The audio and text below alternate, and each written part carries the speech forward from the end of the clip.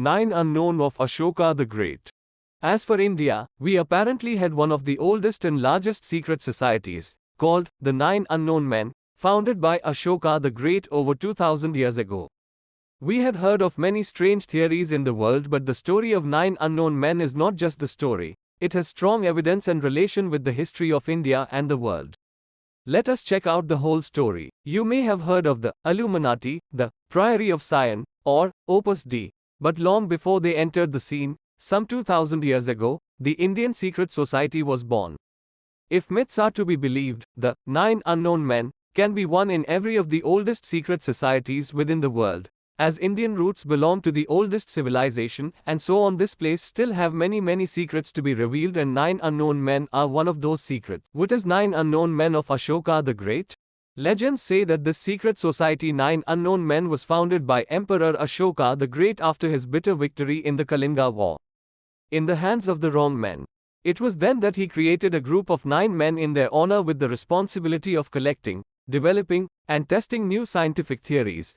Every man has rewarded a book which he had to review, update, and make the final knowledge flawless. Of course, the men's identities have not been revealed and have been sent around the world in their quest to learn under the guise of spreading Buddhism. At the time of great educational institutions such as Takshashila, Taxila, and Nalanda, with their world scholars and the Library of Wisdom, have existed in the past of India's history, there is no doubt that every theory has been carefully documented. These 9 men were only responsible for their own data section.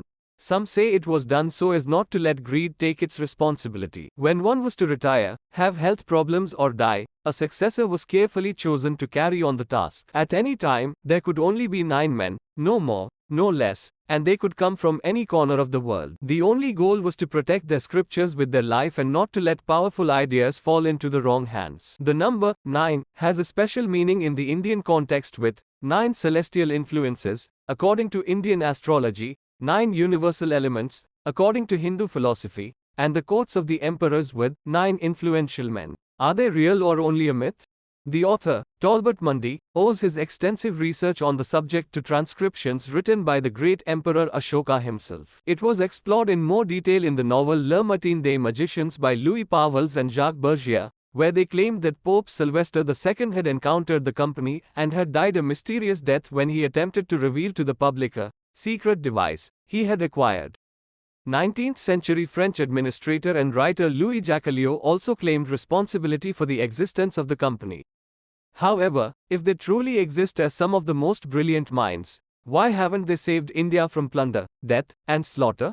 What if they were only meant to protect the scriptures by all means and not to interfere with the end and the confrontation in society? The ancient Indian geniuses could accurately determine many modern constants, such as the value of pi or the distance between the earth and the sun. Doctors like Sushruta and Charaka had performed plastic and cataract surgeries. Can we attest to this secret society?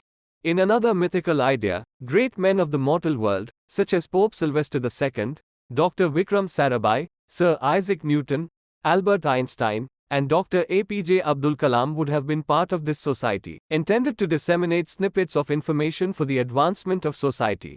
They also attest to some extraordinary scientific discoveries in India. After all, we are still unaware of the reality of this society, and the people who belong to it, if it is real, are well guarded and must remain so for the good of the world. So wrong, we have a phenomenal saga at our fingertips. Win in both.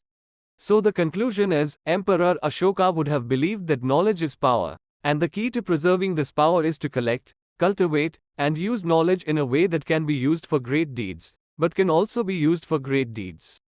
Prove terrible when exposed to the wrong hands.